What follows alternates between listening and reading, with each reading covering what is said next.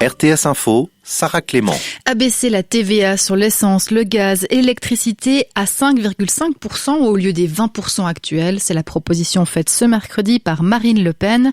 La candidate du Rassemblement national à l'Élysée veut apporter un choc de pouvoir d'achat aux ménages français. À 6 mois de la présidentielle, le pouvoir d'achat s'installe comme l'un des thèmes phares de la campagne, alors que les prix de l'énergie flambent en Europe. Après les plus âgés et les plus fragiles, les autorités sanitaires françaises recommandent désormais une 3e dose de vaccin anti-Covid pour chaque soignant et ça pourrait bientôt s'appliquer à tous les adultes. La Haute Autorité de Santé l'a annoncé aujourd'hui. Comme d'autres pays, la France a lancé depuis plusieurs semaines une campagne de rappel face à la perte d'efficacité des vaccins injectés en début d'année. En Allemagne, les sociodémocrates, les Verts et les libéraux vont entamer demain des discussions préliminaires pour tenter de former une coalition inédite, et ceci en se passant des conservateurs d'Angela Merkel. Bien que battu, le chef de file de la CDU ne s'avoue toujours pas vaincu.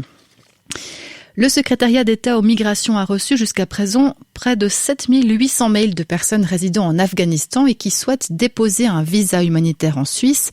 Aucune de ces requêtes n'a été traitée, a précisé le SEM ce mercredi, tout en rappelant que les demandes officielles doivent être déposées auprès d'une représentation suisse à l'étranger.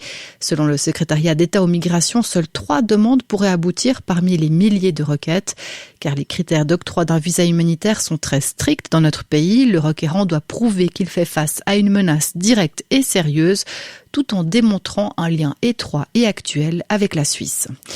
L'introduction d'un bon de 50 francs pour les personnes qui persuadent un ou une citoyenne de se faire vacciner contre le Covid-19 ne convainc pas. Les cantons s'opposent à cette mesure proposée par le Conseil fédéral. La semaine dernière, le gouvernement a mis les bouchées doubles en proposant plusieurs mesures pour booster la vaccination. Son projet offensif est en consultation et une décision est prévue le 13 octobre. En football, Servette Chénois a connu la défaite pour son entrée en lice en phase de poule de la Ligue des champions dames. Les joueuses du coach Eric Sévrac se sont inclinées 3-0 devant la Juventus. Les championnes de Suisse en titre, qui avaient décroché leur ticket en allant s'imposer à Glasgow le 8 septembre, n'ont rien pu faire face à la formation italienne. Si vous êtes un adepte du matin dimanche, eh bien vous serez peut-être un peu surpris ce week-end. Le journal hebdomadaire revoit sa formule. Le supplément Cultura, qui était jusqu'ici en format tabloïd séparé, intégrera les cahiers du journal, tout comme le magazine Femina, qui aura aussi une version mensuelle élargie avec des grandes thématiques.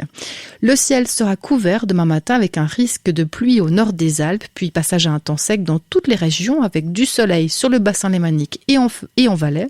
Il fera 17 degrés au meilleur de la journée avec une bise assez forte sur le plateau.